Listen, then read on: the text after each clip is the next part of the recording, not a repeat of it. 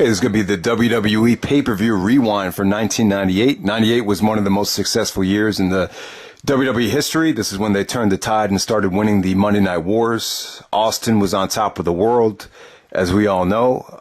But 98 was a great year for sports and entertainment. Bill Clinton had the sex scandal with Monica Lewinsky. Michael Jordan won his 6th NBA championship with a game-winning shot in Utah, the iconic image right there. We have Mark McGuire's Sammy Sosa, and even Ken Griffey Jr. in a tremendous home run race, which featured Mark McGuire setting the single-season home run record with 70 home runs. I think Sosa finished with 66.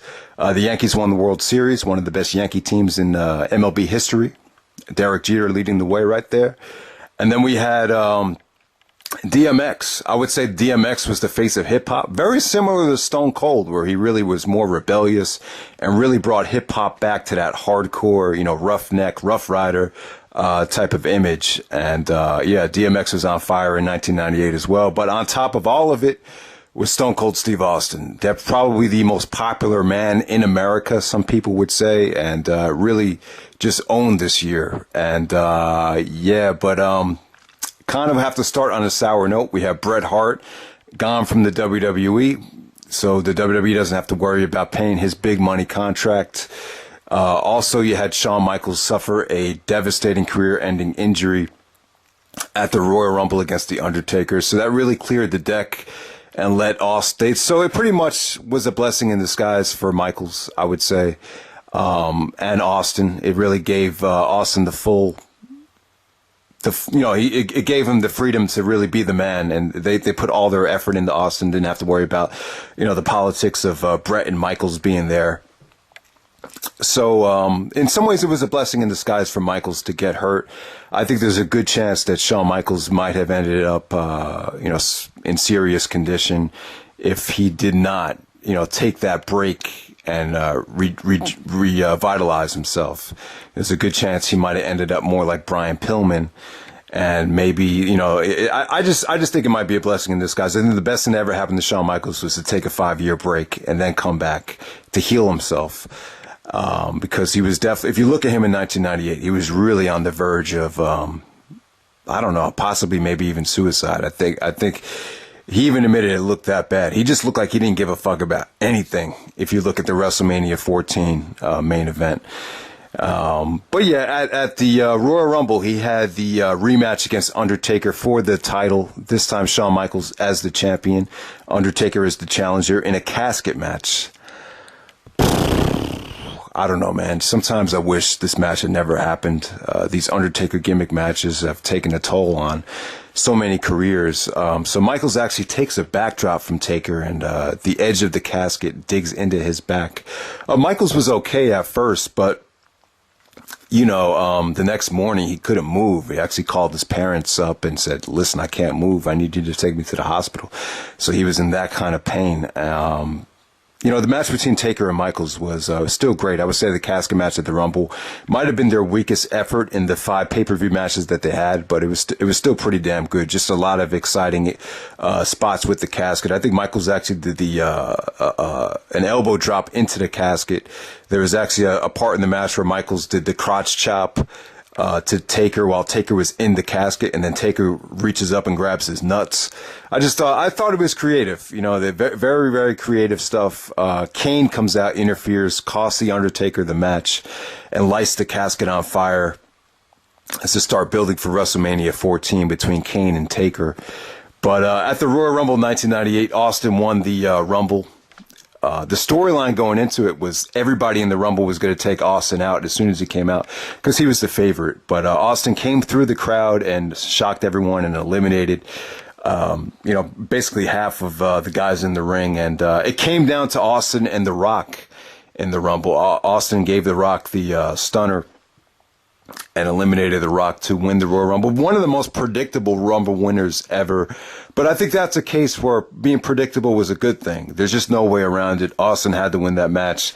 If anyone else won that match, it would have been a flop, or it would have been a joke. So, that was the right call. So that sets up Mike Tyson. Mike Tyson comes into the WWE the very next night and Austin interrupts him, and we have one of the biggest and best segments ever. Also thank Jim Ross. Jim Ross made the segment great. Vince made it great too. After Austin came out, Vince was like, damn it, you ruined it, damn it. But yeah, the confrontation between Austin and Tyson, just a lot of intensity there. Just amazing stuff. That was probably one of the best Raw moments ever. But it's been so long since Tyson was like the man. I kind of want to give some insight into the history of Mike Tyson. Back in the 80s, Tyson was on fire. You know, he was knocking people out in seconds. Kind of a little bit similar to the recent Ronda Rousey phenomenon, but not. I mean, but this was just on another level. I remember my parents used to have these pay-per-view parties with other parents. They used to give money so they could watch the Tyson fights, and they were appealing to everybody. Everyone. I remember when Buster Douglas upset Tyson. It was like the biggest thing in the world. You know, Buster Douglas was like a one-hit wonder, but it was just huge to see Tyson go down because people thought he was indestructible, unbeatable at that point. So flash forward to 1997, Tyson faces Evander Holyfield and bites off his ear. So Tyson's suspended from boxing in 1998. If you guys remember, he did the rap song with Cannabis, second round knockout. So he was doing all these things in entertainment to keep himself busy, making a lot of money. The WWE actually paid him $6 million for his WrestleMania 14 obligations. And they did a huge swerve with DX. You know, Michaels actually called out Tyson. He goes like, I'm calling you out right here, right now, boy. And then Tyson's like, you want to do it? Let's do it right now. And then Michaels actually rips off Tyson's shirt, and he has a DX shirt on underneath, and he's like, break it down. So he actually joins DX to stack the odds against Austin.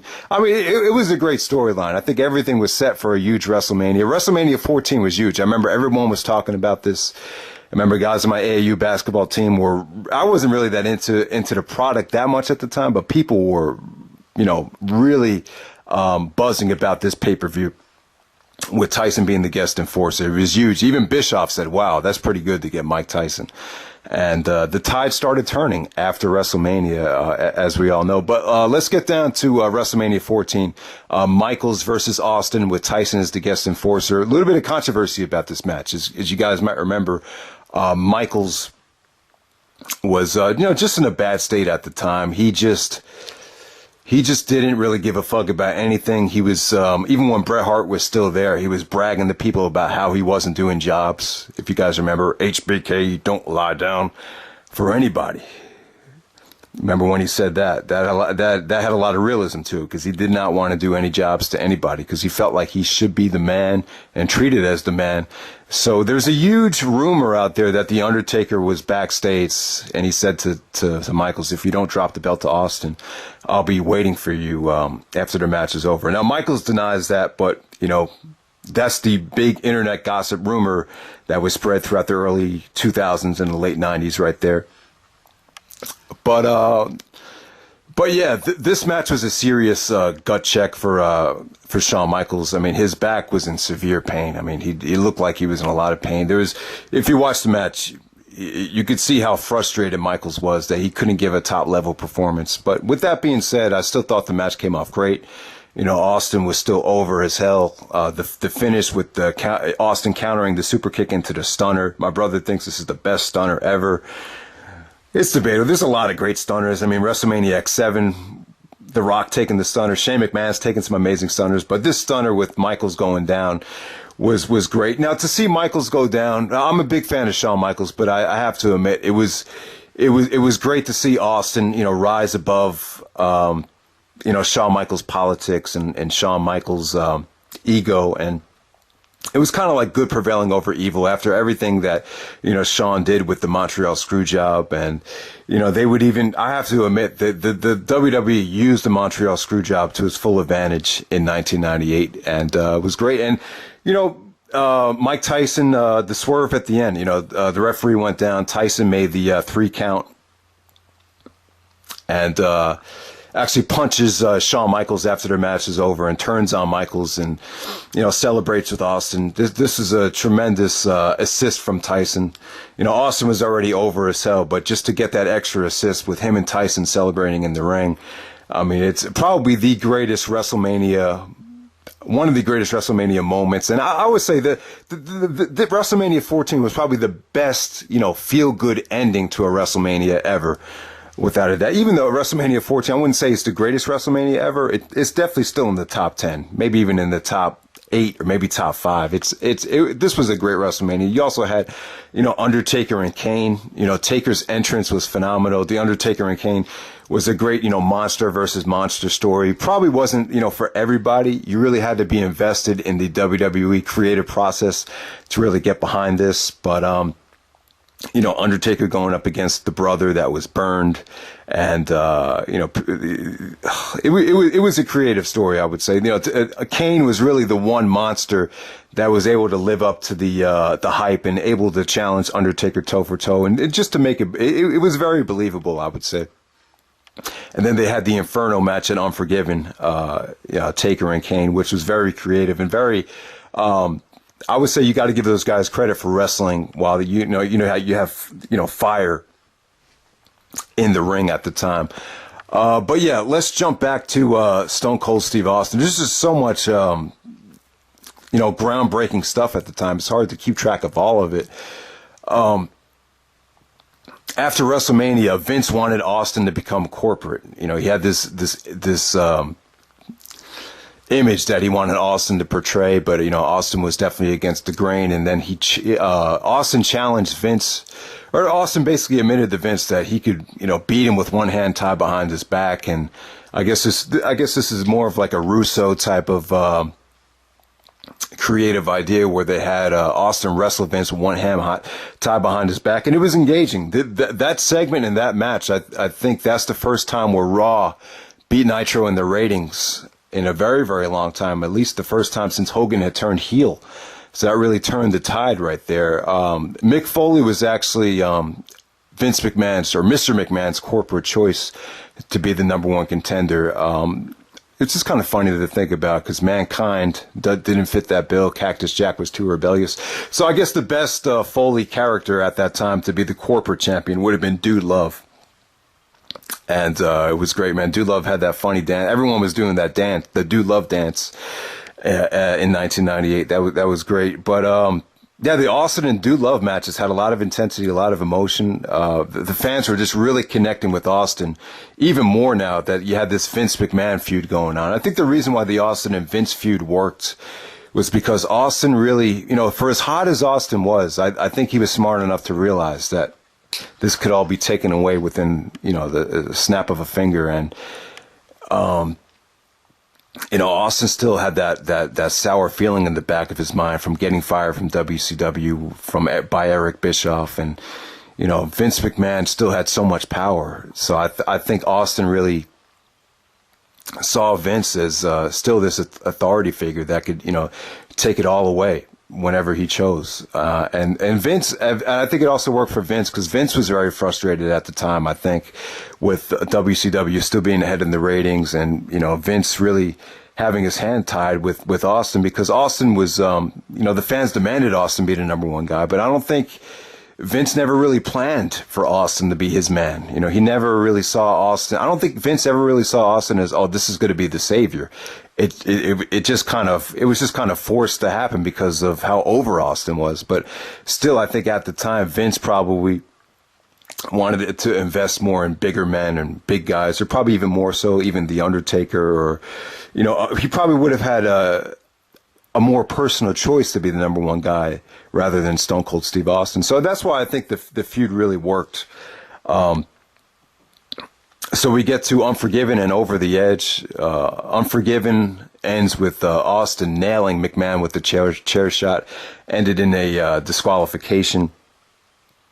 But basically at the time, they really used the Montreal Screwjob to its advantage because every pay-per-view, Vince was saying he was going to screw Austin out of the belt with the help of, Pat Patterson and Gerald Briscoe.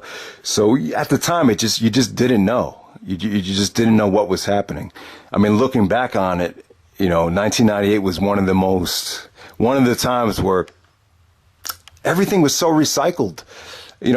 People always bite from 97 and 98, especially 98. They've used this, Austin McMahon storyline. I'm going to screw you out of the title. They've used it time and time again. They did it with, Flair and Austin in 2002. They did it with Randy Orton in Evolution in 2004. Cena and Bischoff in 2005. It's the storylines in 1998 were very, very recycled. But in 1998, it definitely worked. I would say over the edge, Foley and Austin had an incredible match. The pop that Austin got at Over the Edge 98, that might have been the biggest pop Austin had ever received in Milwaukee for Over the Edge. Undertaker was a special enforcer, so he made sure Austin got a fair title match there without being screwed out of the belt. So yeah, that was great stuff. So we jumped to King of the Ring. King of the Ring 1998 was huge. It was probably one of the best and most groundbreaking pay-per-views that the company had ever had. So Foley, after the Do Love series was over, Mankind kind of blamed Taker for screwing him out of the title as he was the guest enforcer. So we had a Hell in a Cell match between Taker and Mankind at the King of the Ring. It really wasn't a lot of build-up. There really wasn't as much tension and as much storyline involved as the other Undertaker and Mankind matches from 1996. But, Foley admitted that he was nervous about this match because Undertaker actually had a broken foot. So he was just very afraid that the match was going to be somewhat limited. So, you guys know what happened. Foley ended up taking, 3 huge bumps in this match. And, I think this match is used for the company. I think anyone that had ordered this pay-per-view live was like, wow, I ordered a WWE pay-per-view. I don't know what the fuck to expect. Like, anything could happen. Foley getting thrown off the cell. Then Foley actually, looks like he's dead. Then he comes back from the dead and chases Undertaker back up the cell. And then Taker chokeslams him through the cell. And, Foley looks like he's missing teeth or he's smiling. And then Foley brings out a sandbag. It looks like a sandbag. And then there's thumbtacks in the bag. I think that's the first time he ever took out the tacks. And it wasn't just a two bump match. I really thought, considering the bumps that Foley took, him and Taker really had a strong finish to the match. It was great. I still think the best Hell in a Cell is probably Shawn and Taker, the first one, but this one was, definitely the match of the year in 1998. Definitely, still one of the top 10 matches in WWE history, some would say.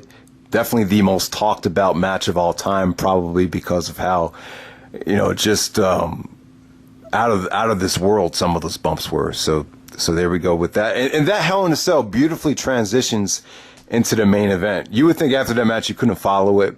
And still, this is proof that high spots don't draw money. I would say that they don't. Even though you had seen Foley getting thrown off the cell, people still wanted to see Austin more than anything. And they were even chanting Austin's name before he even came out against Kane. This is going to be a first blood match. To stack the odds against Austin, Austin would have to, take Kane's mask off and actually make him bleed in the first blood match. And on top of that, Kane's didn't have any flesh exposed, so Austin would actually have to take off Kane's mask or actually try to expose his arm, because usually Kane would wrestle with just one sleeve, but in this match he wore 2 sleeves just to ensure that he wouldn't just to ensure that he wouldn't bleed in the match. The match is what it was, but I thought it was cool how they brought the cell down during the match. It was a continuation of the Hell in a Cell, because Foley interfered. Taker came out and cost Austin the match. So Austin started bleeding due to a chair shot against the Undertaker. So this beautifully set up Undertaker and Austin at SummerSlam. And I thought this double main event was just a great way to start off the summertime for the WWE. So where do we go from here? Austin was they were definitely building up Austin and Undertaker for SummerSlam. So Taker and Austin won the tag team championships from Kane and Mankind in the main event of Fully Loaded 1998. So we jump to SummerSlam 1998, where you have Undertaker and Austin. You know, I really don't have much to say about this. I would say that this is the best Undertaker and Austin matchup. They've had plenty of matches. I don't think Austin and Taker had great chemistry, but Taker was a huge supporter of Austin, really wanted to, you know, be there for him. He got pumped up for these matches that he had against Austin, and you know, New York City, Madison Square Garden. This was the biggest Undertaker and Austin matchup. I actually thought Taker outperformed Austin here. He definitely carried most of the match. He definitely dictated the tempo. Undertaker took a huge table bump. He did a leg drop off the top rope through the table, which was sick. And the choke slam from outside of the ring into the ring by Taker was really cool to see. Austin actually got knocked out. He tried to give Taker a backdrop, and then Undertaker hit him in his head as he was coming up and knocked him. Actually, I think Austin got a concussion and got knocked out here. He even asked Earl, I think it was it Earl Hebner? He asked him, "Where am I?" And Earl said, "You're in the Garden." He's like, you know, second biggest match of the year, SummerSlam, and I'm knocked out. And yeah, you could tell that bump definitely affected some of the match. But I would say because of the atmosphere, because of the venue, because of the intensity, this is definitely the match you want to see if you want to see one Undertaker and Austin match. They had a lot of matches, but this is the one to check out. Austin got a tremendous pop here, and definitely great stuff. Austin wins with the stunner. Taker gives him the belt as a sign of respect. So from there, we have Breakdown 1998. Austin actually changes the belt into the Smoking Skull world title. And then Vince is like, "I'm damn sick and tired of you walking around with that championship." So to stack the odds, he makes Breakdown 1998 a triple threat match. Undertaker versus Kane versus Austin. In the triple threat match, Taker and Kane actually double chokeslam Austin and pin him simultaneously. So we have a vacant WWF championship. Vince McMahon takes the belt and runs out of the arena in his limo. Austin runs after him, and they end the pay-per-view with Vince going like this to Austin. He's like, "Damn it, you don't have it anymore. You don't have it anymore." Vince giving Austin the finger, and that leads into the next night with Austin driving down to the ring on the Zamboni and clotheslining Vince while he's in the ring with the vacant championship in a glass concealed containment. So that was, I would say that the Zamboni thing with Austin coming out to the ring, that's a bigger moment for me than the beer truck stuff with The Rock before WrestleMania 15. But that's just me. So from there, Vince forces Austin to be the guest ref at Judgment Day, where Taker and Kane would have a one-on-one match for the vacant world championship. So he says if Austin doesn't declare a winner, he'll be fired. This is where the whole fired stuff came up. You guys remember how many times John Cena got fired? This is where it all, like I said, 1998, they try to recycle this stuff time and time again. It worked in 98, I'll tell you that. I remember my brother was telling me at school, kids were saying, "You better sell your Austin merchandise now while it's hot because he's never coming back." So you had all of that stuff going on. People actually believed that Austin wasn't coming back, which is a joke. I mean, think about it. You got the top money maker in the history of the business, and Vince is going to fire him. It just didn't make any sense. But in the storyline, it just worked at the time. So Austin basically gave Kane a stunner. I think he hit Undertaker with a chair, counted both guys out, and declared himself as the winner. And Vince actually like pops up, you know, at the top of the arena and says, "Screw you, Austin, you're fired." And, you know, so it is what it is. Austin was fired. Shane McMahon brings Austin back a couple weeks later, and they have a tournament for the WWF title at Survivor Series.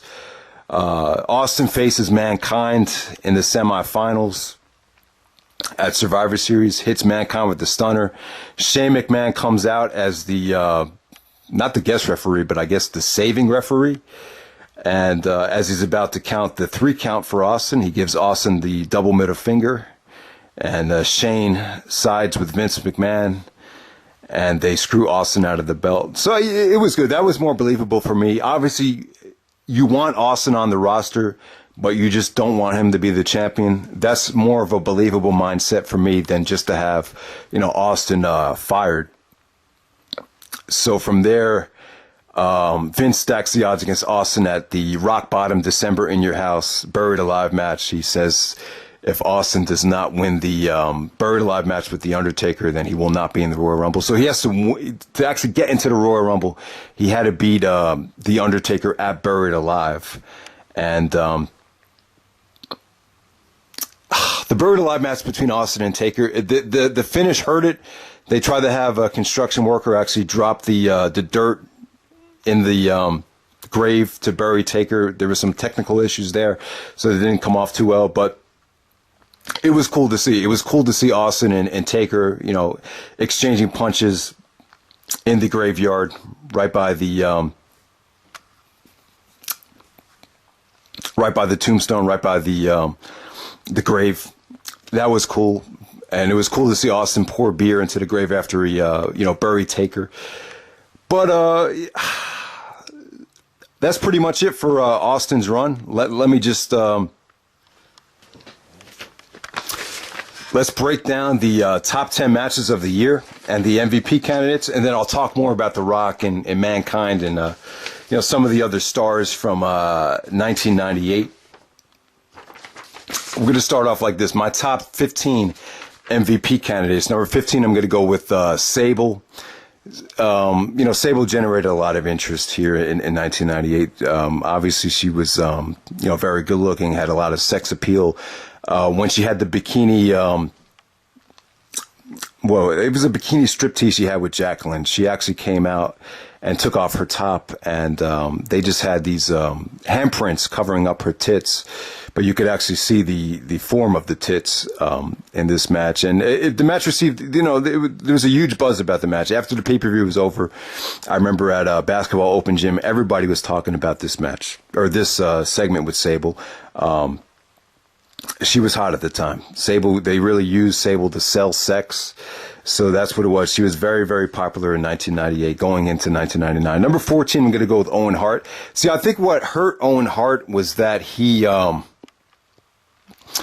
injuring Austin and, him hurting Austin at SummerSlam 1997. And then on top of that, I think he had the Montreal screw job where they, because Brett wasn't there, they started punishing Owen. I think those two things really hurt Owen Hart, and he started to, they actually was booking him as the Blue Blazer. He did a lot of jobs to Triple H. He actually joined the Nation of Domination in 1998. Number 13, we're going to go with Val Venus. Val Venus had a porn star gimmick. They had Val Venus portray a, kind of a porn star from the late 90s. They did a lot of sexual segments. He actually was sleeping with Goldust's wife, Terry Runnels, at the time. So they had a huge feud between Val Venus and Goldust. So they actually did these segments with Jenna Jameson. Vince Russo actually booked them. At the time, in 1998, Jenna Jameson was the hottest porn star in the world. She was kind of like the Hulk Hogan of porn at the time. She had blonde hair, really big tits, an incredible body. Jenna Jameson had arguably the hottest girl in the world in the late 90s. I mean, everywhere you went, you heard about Jenna Jameson. But they actually filmed these segments with Val Venus and Jenna, being naked, and you saw a lot of the just sexual, dirty stuff in these vignettes. But Vince McMahon thought she was ugly, so he didn't want them to use any of these segments on TV. So Vince Russo was like dumbfounded by it. But this is the hottest porn star in the world. And I guess it just goes to show you, even though, some people find her attractive and she might be one of the hottest girls, just because you are attractive, you're not going to appeal to everybody, though. So everyone has different tastes. So Vince was like, damn it, she's ugly. I'm not going to use that. Hilarious to me. But, it's just, wow, that's crazy right there to think about. But, Val Venus had a cutting edge gimmick. This was one of the most original, and it just fit the Attitude Era so well, even though it was kind of short lived. Number 12, I'm going to go with Jeff Jarrett. Jeff had Deborah McMichaels as his manager. Deborah was very appealing as well. This is when the whole thing with Jerry Lawler going crazy over the puppies started. But Jarrett had a tough time. You know, he always felt like he should be the man, but he was pretty much a mid-carder in 1998 going into 1999. He was a good Intercontinental champion. He had good matches and good feuds with D'Lo Brown and X-Pac. And, number 11, I'm going to go with D'Lo Brown. I thought D'Lo had a great personality. Really was, I thought him and The Rock made a good combination in the Nation of Domination. D'Lo had, he had that crazy trademark where he shook his head. And he had the frog splash. D'Lo Brown's an underrated worker. Number 10, I'm going to go with the New Age Outlaws. New Age Outlaws excited everyone. Billy Gunn reminded me a lot of Dolph Ziggler in 1998, and Road Dogg had a tremendous personality. They had a great entrance theme, great. Just a really, 1998 was them. And number 9, I'm going to go with X-Pac. X-Pac was 1998. He never kind of got out of 98. You know, I think even Edge dissed him in 2001. He said, X-Pac, it's not my fault that you're still stuck in 1998. So when you're free, come join us in the year of 2001, because 1998 called and they're sick and tired of you. So that was, I thought that was funny that Edge had some killer promos in 2001. But I kind of agree. X-Pac really fit 98 well, but he never really, was able to evolve after this year. Number 8, I'm going to go with Shawn Michaels. Michaels was still the leader of DX. He still put on some good matches with Undertaker and Austin at the pay-per-views, and was a great champion despite the back injury for the first couple months of 1998. Number 7, I'm going to go with Ken Shamrock. Ken Shamrock did some cool things. He had a great series of matches with Owen Hart. They did a really cool thing where they had a match in the dungeon at the Hart family house up in Calgary. Then they had the Lions Den match at Madison Square Garden for SummerSlam. But Shamrock's personality people kind of realized Shamrock didn't have much of a personality. Even Foley said that the most brutal thing in the company was Ken Shamrock's promos. But Shamrock was still a beast, man. He definitely brought some legitimacy and and a great martial arts and a fighting background to the WWE. Number 6, I'm going to go with Kane. Kane was definitely a monster in 1998. Great presentation, great look. I think after the match he had with Undertaker at Judgment Day, I just think it was a little bit too much of Taker and Kane. Austin really didn't have a lot to work with other than Mankind, Taker, and Kane. And I think it got a little bit stale in the main event scene. Kane is just this was probably Kane's best year. But as the year went on, I think he got exposed. And I think people realize Kane is just not a main event worker. But give Kane credit. The feud with Undertaker worked well. He was booked as a monster for most of the year, and it definitely worked. And he wasn't stale at all in 98. Number 5, I'm going to go with Triple H. Triple H had a tough year injury-wise. He had to get knee surgery as the year went on, but he stepped up and proved himself to be the leader of the Nation of Domination. This was probably Triple H's most comedic year. He did some funny stuff where he DX invaded WCW. They actually took him and China and X-Pac and the New Age Outlaws, went to WCW in a tank, and they were asking for Kevin Nash and Scott Hall to come back home. I kind of think it's an overrated segment, but it worked though at the time, and they actually did a lot of comedy stuff with The Rock, or the DX dressed up as a Nation of Domination, and Triple H is like, I just got back from the bathroom, and you had to smell what the crock was cooking. So him and The Rock had a good series of matches. They had a 2 out of 3 fall Iron Man match at Fully Loaded. Then they had the great ladder match at SummerSlam.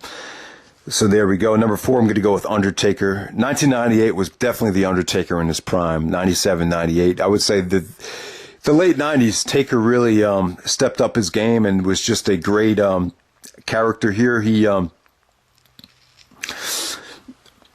Taker, this is the one year where I think he really had to just let Austin have it. Austin was just so over. Taker had to take a back seat, and it was, he really had to turn heel. That was definitely the way to go heading into SummerSlam. Because as popular as Taker was, he definitely couldn't rival Steve Austin in '98. Number 3, I'm going to go with The Rock. Now, this is what I'll say about The Rock. The Rock in 1998 transformed himself. I don't think anyone ever had the gap between The Rock at the beginning of 98 and the end of 98 was incredible. I don't think anyone ever improved pay-per-view by pay-per-view. As far as just being over, I don't think anyone ever really excelled and got better. Maybe Kurt Angle would be the closest thing. But yeah, the Rock is a heel. He just got more comfortable, more funny. Just the connection with the fans just got better each and every month. And by the time you get to SummerSlam, and then by the time you get the breakdown, boom, The Rock is the hottest, pretty much, on the same level as Austin as far as popularity. They did this thing where The Rock said he'd rather be the people's ass than to ever kiss Vince McMahon's ass. But let's be honest, Vince had to be an idiot not to want The Rock to be the champion. So that wasn't really believable. So they made the right call. They turned The Rock heel. For as over as The Rock was, he still wasn't, on Austin's level quite yet. I still think he needed a little bit of a run as a main event heel before you turn him face. So they had The Rock win the tournament, and they did a Montreal revisited again at Survivor Series. This time, Vince screws Mankind out of the title as The Rock puts Mankind in the sharpshooter. So The Rock is the new corporate champ at Survivor Series. At the time, The Rock wanted to be a millionaire. I think he realized Vince stacked the deck against him so much leading into Survivor Series. He realized that the easy way to the top was just to join Shane and Vince and become the corporate champion. The People's Elbow became the corporate elbow. The People's Elbow in 98 got great reactions. That's what really turned The Rock face. So The Rock basically turns face after SummerSlam. The Rock got such a ovation and got a lot of respect after having the classic ladder match with Triple H at SummerSlam. So, number 2, I'm going to go with Mankind, Mick Foley. This is Foley's year. Obviously, the efforts of him and Dude Love, the matches that Dude Love and Austin had were tremendous. He put his life on the line against Undertaker. Had some great series of matches with Terry Funk on Raw. They had the Falls Count Anywhere match. And then Mankind and The Rock had a epic clash over the world title from 1998 going into 99. But I think the great thing about Foley in 98, he was actually able to take the Mankind character and just make it funny. He did the Mr. Socko thing with Vince McMahon. And he was just cutting funny, but he had these, but he was just multi-dimensional. He could morph into any character. He could be serious. He could be depressed. He could be lonely, but then he could be, then he could be funny and entertaining and then, just outrageous.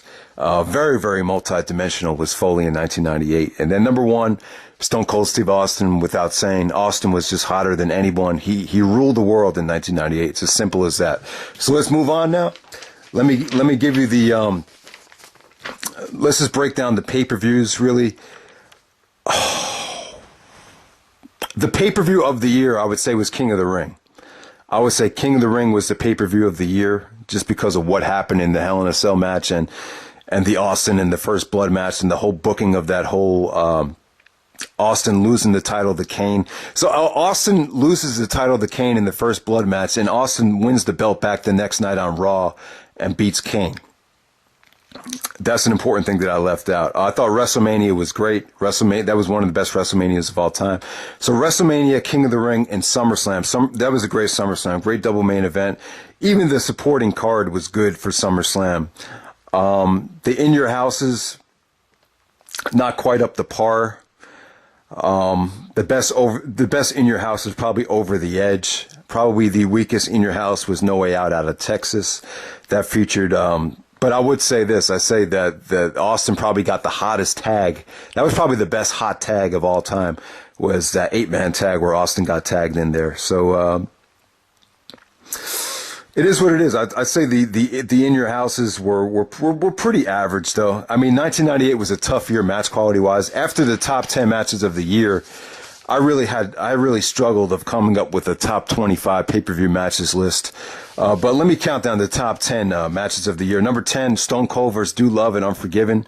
That was a DQ, but Austin actually hit Vince with the steel chair at the end of that match. That kind of took the Vince and Austin feud to the next level. At number 9, I'm going to go Rock vs. Mankind vs. Ken Shamrock at Breakdown 98. The Rock was over as hell in that match. That was the biggest pop The Rock got in 1998 right there. And Shamrock was a face, but he got booed out of the building. That was a refreshing, really different matchup, right? That was in a steel cage, actually. Triple threat match in a steel cage in Canada. Number 8. Rock vs. Triple H, 2 out of 3 falls, went for a half hour at Fully Loaded. Beautiful match to set up the ladder match of SummerSlam. Number 7, Undertaker and Kane from WrestleMania. I think Kane is the one, monster gimmick that was fed to Taker that really, really worked. The Undertaker and Kane feud is one of the best feuds of all time. If you're into monsters and characters and comic books, the Taker and Kane feud is a classic. Number 6, Stone Cold versus Undertaker at SummerSlam. That was definitely the best Undertaker and Austin match. A great main event for SummerSlam. Featured a great build-up with Taker screwing Austin out of the title at King of the Ring. Number 5, Undertaker versus Shawn Michaels at the Royal Rumble. The casket match, really, really cool stuff, even though this was the beginning of the end for Michaels. But it was a blessing in disguise, though. I really think Michaels needed to take the break. And who knows, maybe Michaels would have ended up, dying, committing suicide if he didn't get a chance to take that break. Number 4, I'm going to go with Stone Cold versus Shawn Michaels, WrestleMania 14 with Mike Tyson as a special enforcer. Great moment, great main event in my opinion. Number 3, Rock versus Triple H, SummerSlam, ladder match, number 3. I would say this about that match in MSG. Even though it doesn't get the respect that Razor and Michaels get, the crowd reaction was actually a lot better for that match. The crowd was great. They were both invested in Triple H and The Rock. Both characters were hot at the time. Number 2, Stone Cold vs. Dude Love, over the edge. Biggest pop Austin ever got. Great crowd. Austin was like a machine in this match. The crowd was just with him every step of the way. Taker is the guest enforcer. Vince and the Three Stooges with Pat Patterson, Gerald Briscoe, just doing anything they could to screw Austin out of the title. Number 1, Undertaker, Mankind, Hell in a Cell, King of the Ring, 1998. So that's pretty much it, guys. I mean, 1998, it's very recycled. A lot of this stuff, from a storyline perspective, sounds very, very cheesy and very played out, just talking about it. But at the time, a lot of this stuff worked, and a lot of it had to do with the Montreal Screwjob. So that's pretty much it, guys. That's 1998. Let me know what you guys thought of the video, and thanks, everyone, for watching. Appreciate it.